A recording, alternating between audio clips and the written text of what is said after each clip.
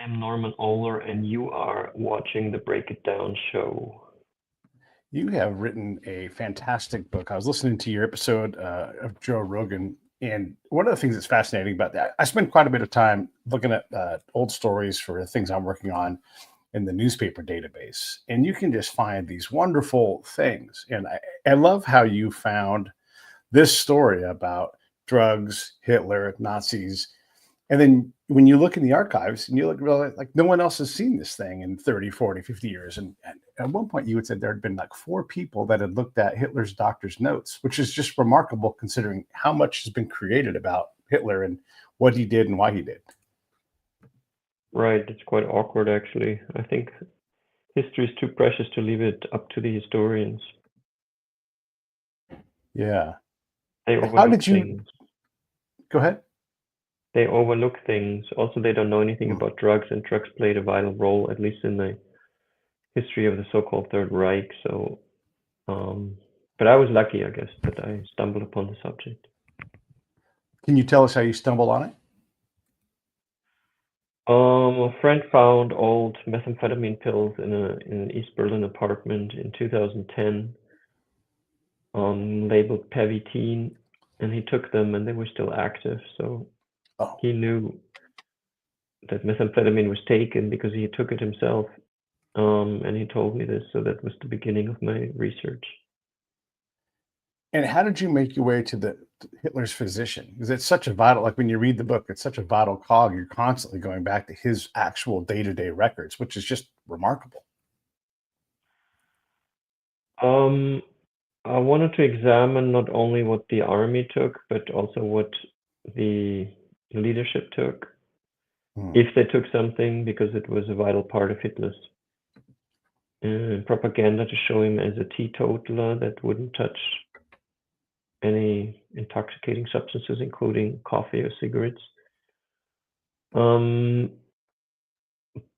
Yeah, but the historian, for example, that I worked with or that I asked for advice, sometimes he said, "Don't look at Hitler's doctor. That's just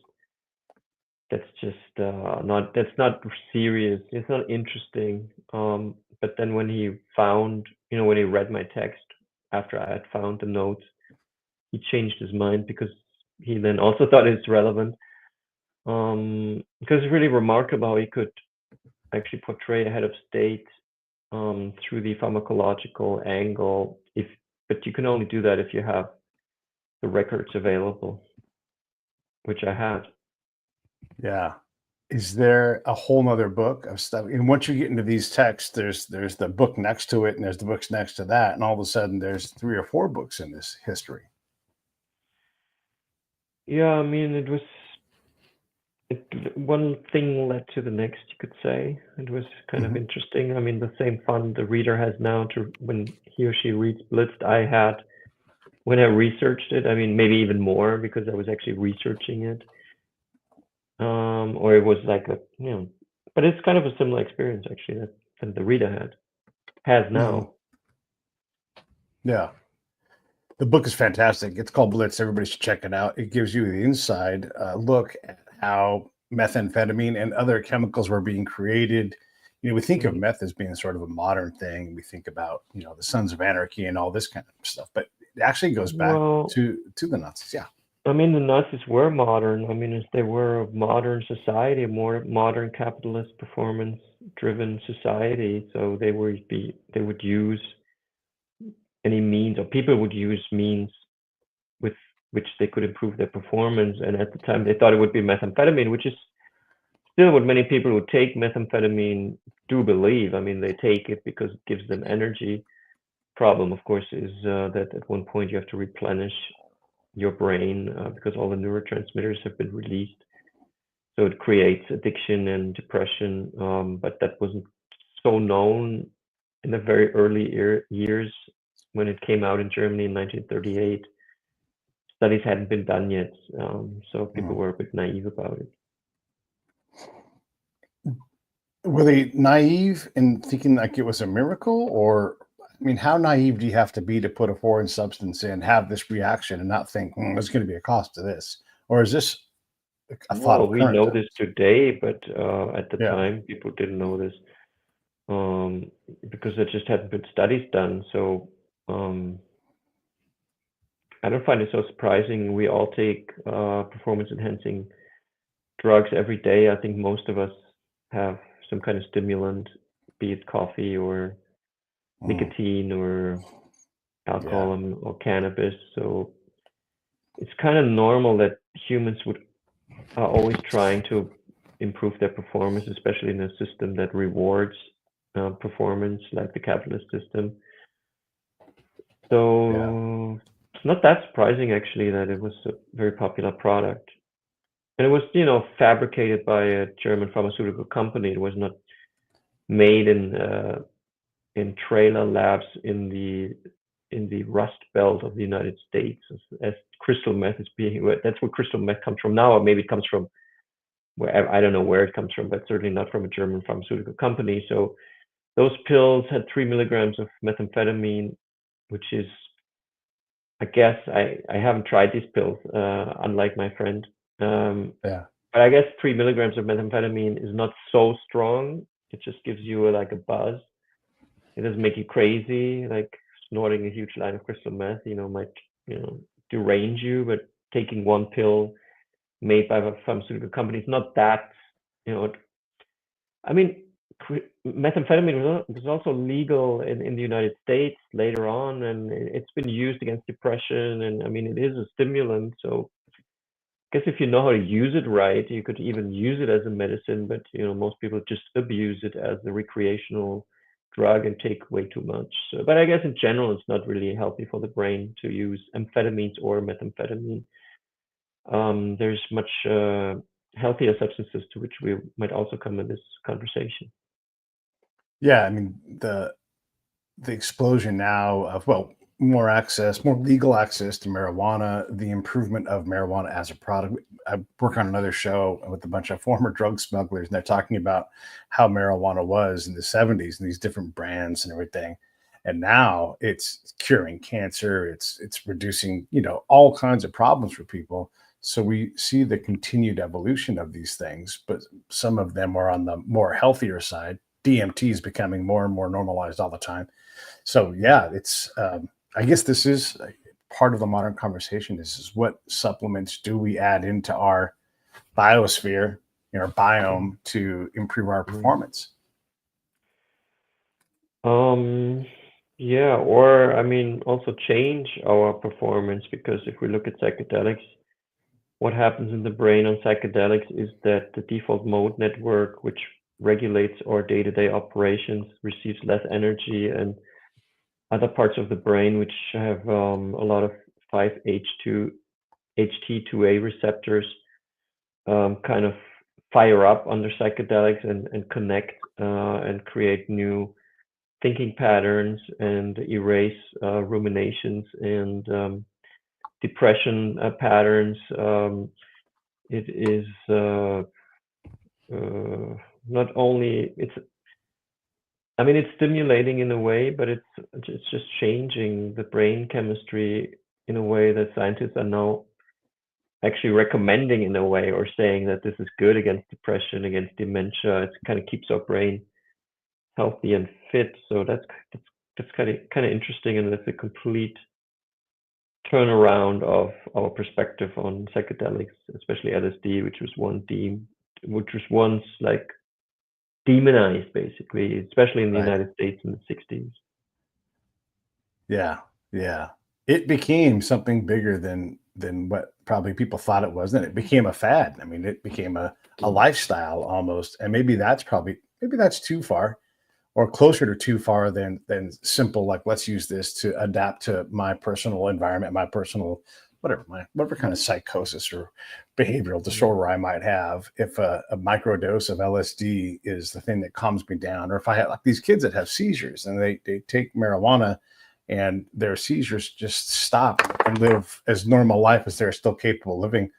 I think everybody's good with that, but then again, everybody's not. Well, psychedelics are good, I think, for most people, but they might be problematic for people with psychiatric problems. Those people should only take these with a therapist and actually, might work through their problems, but it might be too hard to do on your own. But if you're healthy and you're in a good environment, I think it's very beneficial actually. At least that's what I have experienced personally, and that's also what the new scientific findings show. So that's what I worked on in the successor to Blitzed, the new book, which is called Tripped. I look at the history of psychedelics and try to find out why they actually became illegal. Is that because they were dangerous, or is that for political reasons? Which is actually what happened in the last century. Yeah, and I'll Political put the link reasons. up. Yeah. I'll put the link up for that book in a second here while we're chatting. Let's go back to the German use of it in World War II. In some ways, it's an enhancer to their capabilities, and in other ways, it's a detriment. Let's talk with that, compare and contrast. You mean methamphetamine now?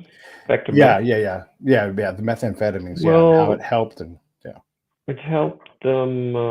It helped them especially in May 1940 when they were attacking France, and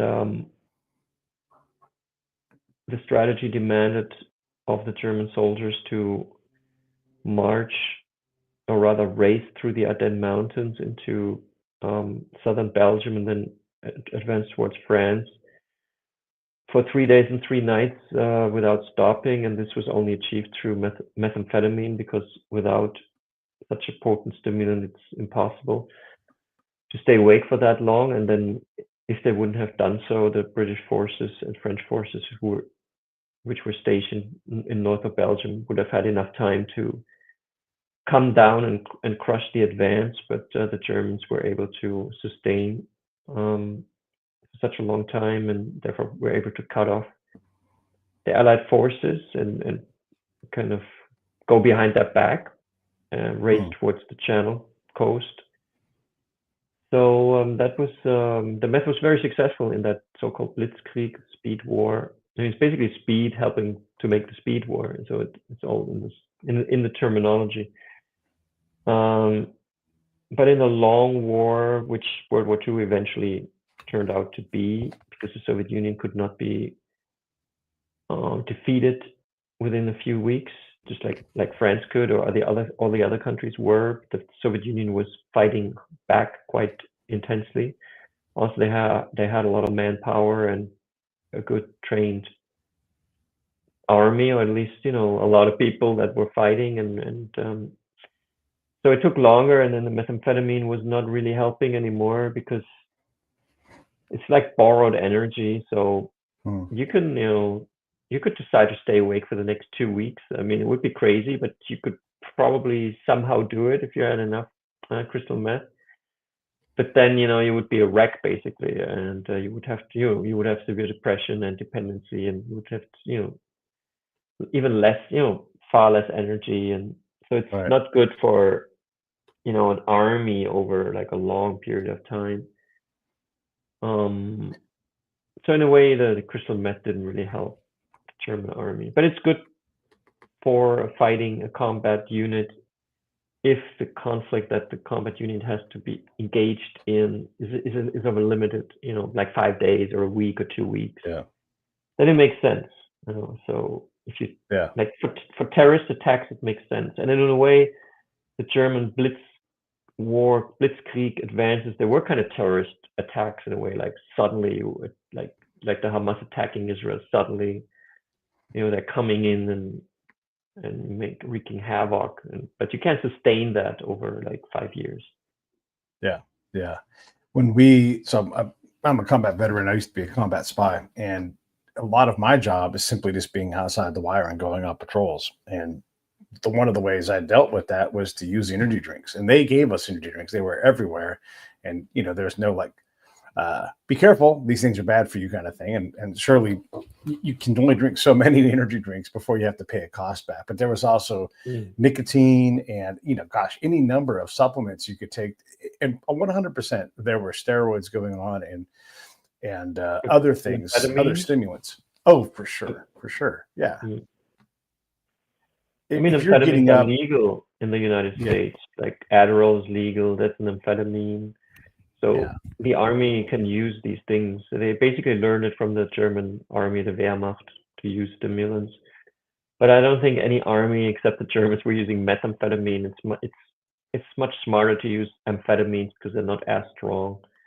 Yeah. But the kind of crazy warfare the Germans did, maybe the methamphetamine was better because it really turns you into like a crazy person, basically. Like you just Right. the Germans were acting very strangely. The French were not really didn't really know how to deal with those fearless combat machines that the Germans turned into with meth. So, Right. Yeah. I mean, it's not only the meth; it's also the indoctrination, obviously, with the ideology, and also they knew that if they, would not obey an order, they would be shot or whatever. So, it's a strong discipline combined with methamphetamine that creates a vicious army, obviously. Yeah. Yeah. Yeah. And if I give the impression I meant methamphetamines, but for sure, Adderall, those kind of things, it wasn't uncommon to find someone using those. It looking sort of, at the German army as a proxy. I worked for the 82nd Airborne, and if you walked out after a 12-hour day, they'd call you half day. Like legitimately, like they overworked problems. That was one of their strategies. You had to be tougher and stay up longer and not need jackets. Like they purposely don't wear jackets in the cold because they're just too damn tough for it. And so you would work past your capacity to work and find a way to cope with that, and then go on a patrol if you had to. But there was no saying I'm too tired or I can't do this because of my personal ability to push through this barrier. You had to always push through the barrier. Right. When you look at Hitler's use of these substances, and in general, like the senior staff, as these guys are losing a war, and a lot of them see that they must have been under enormous stress, and so why not try to unplug a little bit? Did they tend to go towards stimulants? Did they go towards other things to hide and mask the inevitable? What are your thoughts in general on Hitler and the senior staff and what they were taking?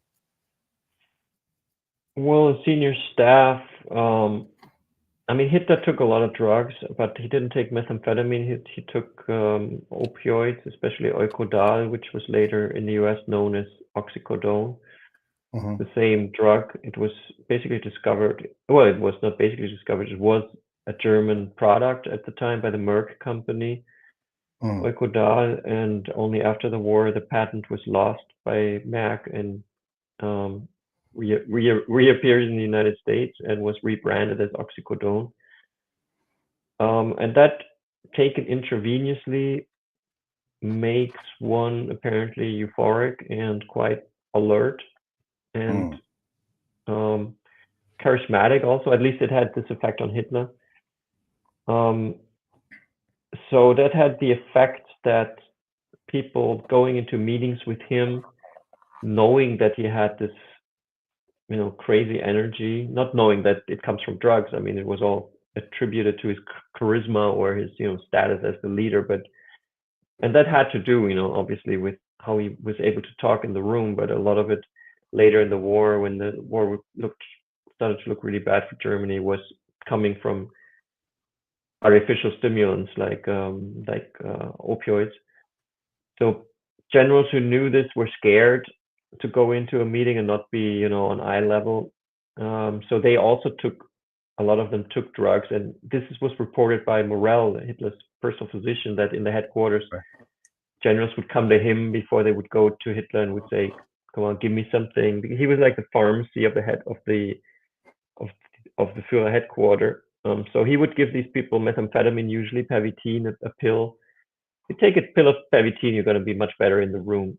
If you take it like half an hour before you go into a meeting with Hitler, you're more confident, you have more energy. So it's good. It might save your life even. But also some of them took opioids. Some of them became junkies. I read a newspaper clip at the United States Archives in College Park out of Washington. Forgot which general it was. Could be Jodl, which was, oh no, it was Keitel, I think, very high general under Hitler, who was, when he was one of them, was captured by the Americans and had like in his office like the whole drawer of his main desk was full of opioids. So I mean, the war was crazy and the stress was horrendous, and people were just trying to cope with this madness, because Hitler was not mad, but it was his behavior was mad. Very, very difficult, I guess, to be an officer in the German army at the time, having to wage a war against the world, a war with atrocities committed against civilians, etc. That's very hard to do if you're not a monster, which most generals weren't. They were professional military people, so it went against their code of ethics, what was asked of them. So it makes sense that they would use drugs to cope, being able to cope with the situation. When you're reading the notes from the doctor, you're reading like the firsthand. I mean, it's such a great source. It's firsthand, primary source stuff. Is it heavy when you're reading this and you realize what is happening like immediately with Adolf Hitler and how he's leading people? Like, what's the weight on you as you're reading this history? Well, I mean, I felt like an excitement actually when I read through these documents, because I realized it's an important story. So it was like a treasure that I found, because I knew that through these findings people would be able to understand the history better. So I didn't think. I mean, it was a sort of responsibility, I guess. I could have just not being able to tell the story because maybe I'm a bad writer, I can't do it or something, or I take too many drugs myself and I lose track of the project or something. But for me, it was clear that I would, try to successfully tell the tale. So I was excited, and I liked it. A lot of it is actually in a way funny, what Morell writes, because you're like the fly on the wall, and you also see that Hitler was like, I mean, it's interesting to see him as a human person, because he's obviously committed monstrous things, but he's also a human being. And when he was like ashamed, when he had like diarrhea and like fleeing to the toilet, and locked the door, and so Morell wouldn't come in, and he was lying on the floor with like pain in his gut and having his shit examined all the time because he was always scared that there was something wrong with him. And so it's kind of interesting. I didn't put everything in the book because some of the things are too weird, but it was interesting also for me as a writer to decide what to put in and how to shape the story. So it was an interesting task.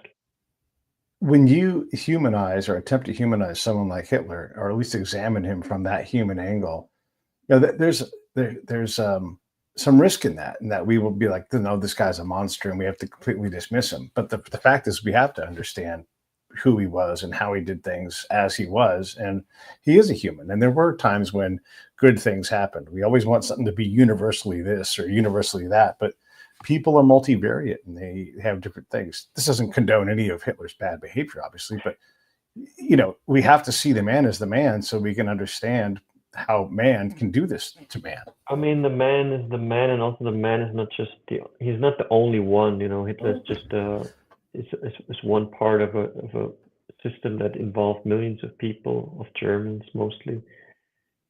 So, I mean, it is a sort of a responsibility because genocide was committed, and not only genocide, also 20 million Russians were killed, 6 million Poles were killed.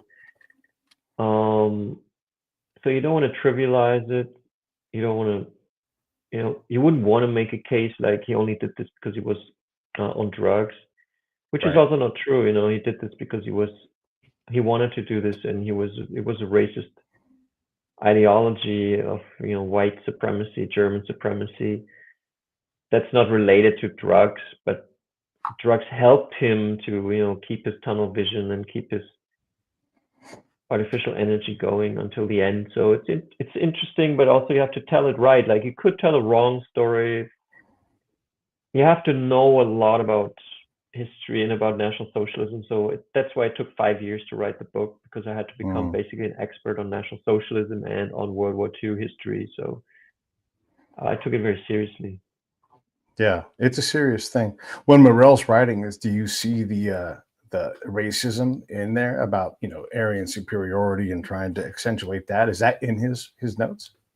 No, I don't think that he was really a Nazi in a way. I mean, he was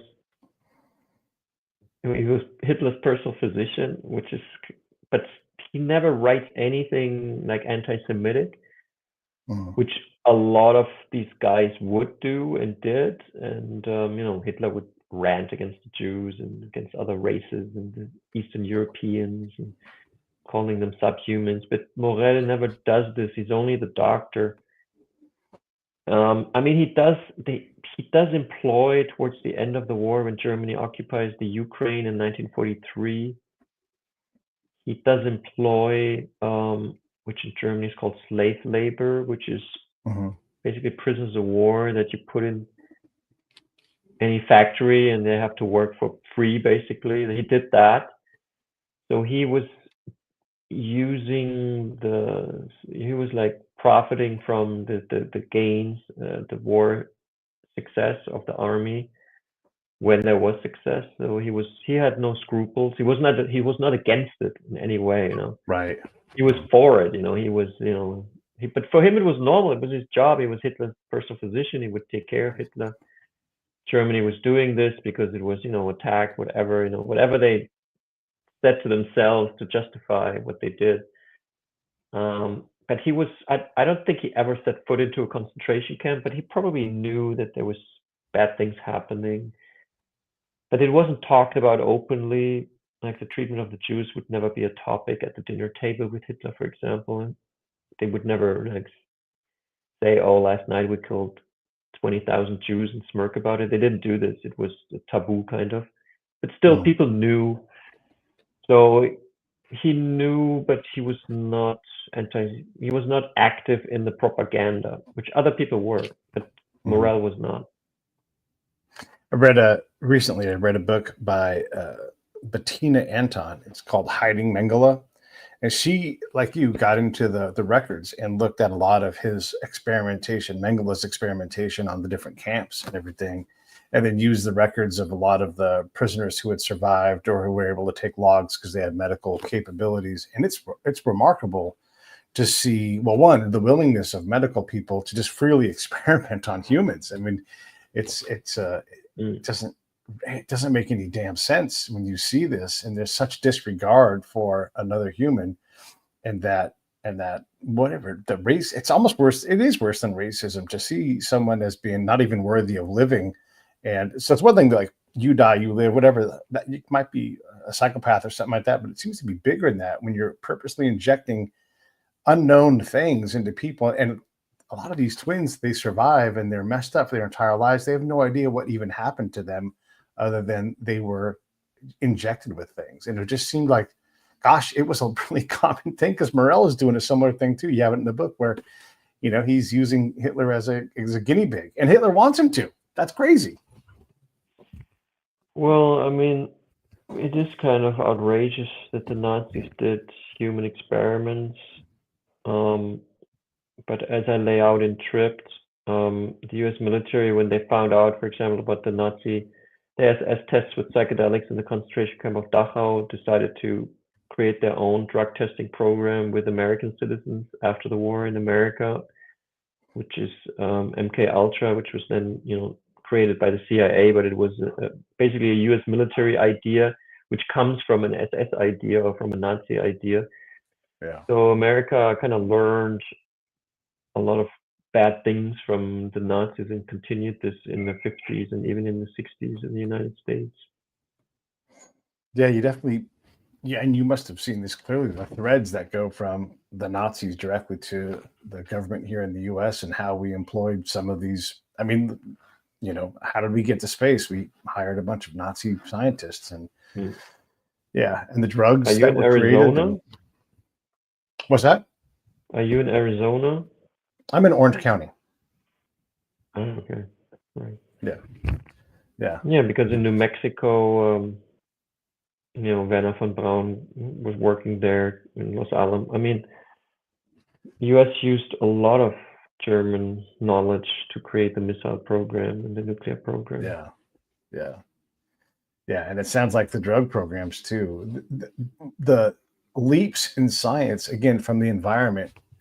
You would, I think it was on Rogan's show or in the book where you talk about the access to animal parts, offal and livers and all these kind of things, and then just the wild effort to try to create drugs to find a better soldier, I guess. Right.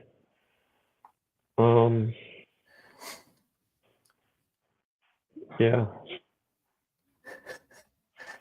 When you Sorry, it's already late here in Germany. We have a time I didn't difference. realize. Gosh, I'm so sorry. I didn't realize you were in Germany this time. I would have picked a better time for you. Sorry about that. It's okay. When you're going through these the journals, what else did you find that were there any other key players in Hitler's circle that Morell was working with? Was he injecting these guys? I mean, you said that they wanted to have something from he was their pharmacy. So do his notes branch over, and does he have patient B and C that he's talking about that you're, oh, that's Rommel and that's, whoever? Well, I mean, it's all laid out actually in Blitzed, the different patients of Morell, but let me summarize it in this way. Patient A was Hitler, and that was his main responsibility. But because Hitler loved Morell so much, it became fashionable in the inner circle to also become a patient of Morell. Like Goebbels, the propaganda minister, then became a patient. Also Ribbentrop, the Secretary of State, became a patient. And even Mussolini, the Italian dictator, he became patient X. And he never met Morell, but the German consulate in Italy sent a doctor, which became Mussolini's doctor, a German doctor, and this guy was always in contact with Morell and kind of checking out what to give him. So Mussolini kind of received the same hormone and opioids and treatment that Hitler received, and liked it also. Suddenly he could play tennis again. He was depressed before, and he got opioids and stimulants, and I think also methamphetamine, which Hitler didn't get. Only twice Hitler got methamphetamine, but I think Mussolini got it more often. Could play tennis again.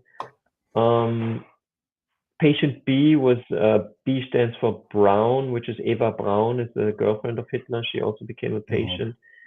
So Morell became, like, he was very busy at a certain point in time. He was, and he complained because he also had to treat the highest generals, and he had to treat them for free.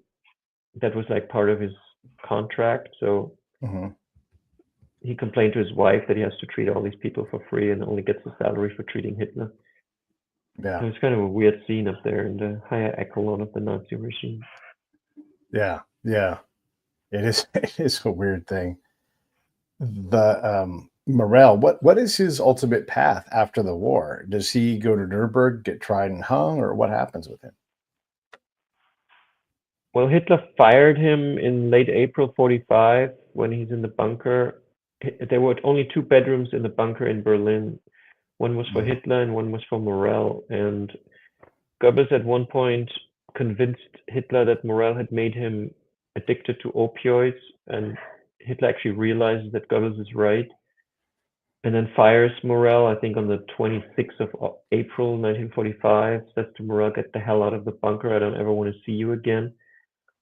I mean, he's only going to live another week, so a few days, like 4 days actually. Yeah. But so Morell's kind of lucky. He gets out. He takes the last plane that's leaving Berlin and lands south of Munich and goes into a small research lab that he had in southern Bavaria, and kind of survives the end of the war there. I mean, he's like in his 60s, early 60s, I think, at the time. And then a journalist called Tanya Long, New York Times journalist, finds him. So she's on the ground in freshly liberated American occupied Bavaria, and she finds him and she interviews him and writes a report about him in the New York Times. You could Google it actually, New York Times, Tanya Long, Morell. You will find it, I think. And when this is published, American military, also, suddenly know where he is and arrest him a few days afterwards, and then interrogate him for about 2 years because they want to find out everything that he, did with Hitler, because they're curious. And they're also curious whether he can be tried in Nuremberg, but they don't put him on trial. So I guess the Americans come to the conclusion that he's not guilty of war crimes. He's just the doctor of Hitler. So all these interrogations they do with him, you can find them in the United States Archives, Central Archive, main archive of the United States in College Park out of Washington. Yeah. And Morell then, but he gets sick in American custody. He later claims that the Americans tortured him. I don't know if it's true. Like he says, they extracted my fingernail, so I would tell them. But I think he also went a bit nuts, and I don't know what they did with him. But he actually dies 2 years. They release him. He's very sick. He has like heart problems. And they release him. They dump him outside the Munich train station in a U.S. Army coat, which is too small for him. He was quite a big man, like this too small coat. He sits on the pavement, and a half Jewish nurse from the Red Cross picks him up and brings him to a hospital. And his wife comes down from Berlin to see him one last time, and he actually dies in that hospital. So he has he gets what he deserves, you could say, but also maybe he doesn't, because in a way he saved the world by poisoning Hitler with all these crazy drugs. Maybe he's a hero. Yeah. What do you, because you think of that, like, how do you stay employed when you know you're doing things that are harming your patient, and that person is terrified that someone's trying to poison him, and you're literally poisoning him? I mean, does he realize what his role is, or how did he stay alive? Yeah, I mean, he realized at a certain point in time that he was on a hot seat, but he tries to get out in 1944, like tries to basically quit his job. And Hitler said, this is not a job you can quit, you're staying. But it was a very dangerous position, and he got more and more scared that this would not be good for him in the end. And it wasn't. But not the Nazis killed him, but he just didn't survive American custody. Yeah, he was always afraid in the end that that Nazis would kill him, like Himmler would kill him, or because Himmler was quite skeptical of Himmler's the head of the SS. He kind of watched Morell like closely, but couldn't do anything against him because Hitler stood to his doctor. And Hitler said every man in Germany, or woman, I guess he said man, but I guess it also was true for women, have the free choice for doctor. It's a free, you could choose your own doctor, and I choose Morell, so no one can. I mean, I'm also the Führer, so I can do whatever I want, but every German can basically has the right to choose his or her own doctor. So I chose Morell. Yeah. Is he more heroic than villain in this story? I mean, I'm kind of surprised Hollywood hasn't turned this into a film, because it's really, that would be the interesting question of the film. Like, when does he realize, and what is he? Is he good or is he bad? But maybe that's also too complicated for Hollywood, because it's an ambivalent character. In my mind, he's an opportunist who does not, deserve. He's maybe a hero against his will. He never planned to ruin Hitler's health, so Germany would lose the war. That was not his intention. That just happened because he was too afraid to confront his patient A with the news that these opioids that you love so much, they actually make you addicted. He didn't dare to say that, because Hitler would hate that, and he would immediately punish him. So they kind of slide into the situation together, which is a very interesting story. So you have to read Blitzed to really get the full juice. Yeah. There's the link down there, everybody. Blitzed, I'm telling you right now, I read it and I loved it. And I was like, I have to reach out because this book is just so fascinating. I took my own combat experience and the things we had to do and what I saw other people doing. And it was fascinating. So, I always say, buddy read, buy two, get one with a friend, and then have the conversation about it because I know you'll find this book fascinating, and it's part of the World War II history that you're not gonna find anywhere else. And it does make you think about, the second that first needle goes into Hitler's arm, he's made this one of his fatal mistakes, and that this will for sure. And it seems to me, like from what you've written, that he is just constantly compromised and almost ineffective. Even in like 1943, he's just a wreck of a human and just trying to do whatever he needs to do to stay alive and take whatever else is left in Morell's bag to get through. It's almost a miracle he lasted as long as he did and didn't die of an overdose or something else. Right. No, I thank you for having me on your podcast. Yeah. It's fun to talk about it. Yeah, it is fun to talk about it. And then after that comes Tripped, and everybody should get that. So let me make sure I put that link up here. It's going to be right over here. Get Tripped, and that's sort of the continuing story of the evolution of drugs. Is there anything else that we should cover? I know it's late there, and I don't want to keep you up any longer than you need to, but is there anything else that we should cover at all? Or before should we wrap this up?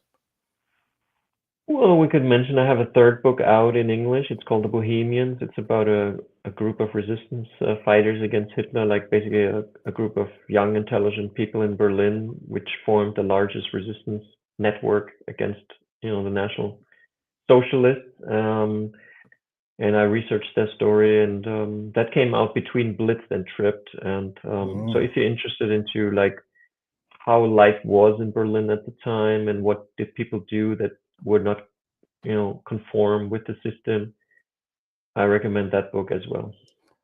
Yeah, let me put the link up for that. The I'm doing it now. Bohemians.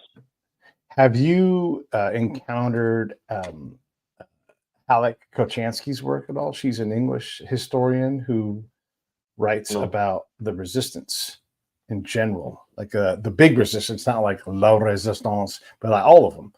And No. I had her on, and there's another author from England named Gills, and he focused on the MOI and the other things that enabled the resistance. And there's some fascinating books in there. But your book is called The Bohemians, and there is the link for everybody. Yeah, it'd be great to let me read that book, and I'll get a hold of Halleck, and then I think you two could have a great conversation because she also has studied that area, and there's some richness in that. And we don't tell those stories enough too. The people Right. don't understand that when the Nazis took a hit from the resistance, they would often just completely eviscerate a town and say, someone here told somebody something, so we're just going to kill all of you as a lesson. And then again and again and again, these things happen. But, somehow we pulled this war off. All right. There's the link for that book, by the way, everybody. Anything else before we wrap this thing up? I'm good. Thank you so much for having me. Yeah, I'll say goodbye to you now. Go to bed, and I'll hit you up next time once I finish reading the book. Have a great time. Everybody else, I'm going to roll the credits, and I'll see you all tomorrow to see DJ Severe. Thank you very much, Norman. Hey, thanks for watching the show. I really appreciate it. Right here, you can subscribe. Please do that. It makes the show grow. Hit that notification bell so you know which incredible guest is coming up next. Down below is the PayPal link. You can put a small subscription in. That is an enormous help. All that money goes right back into the show. And then right up over here are the next episodes you should listen to, curated by yours truly. Thank you so much for watching.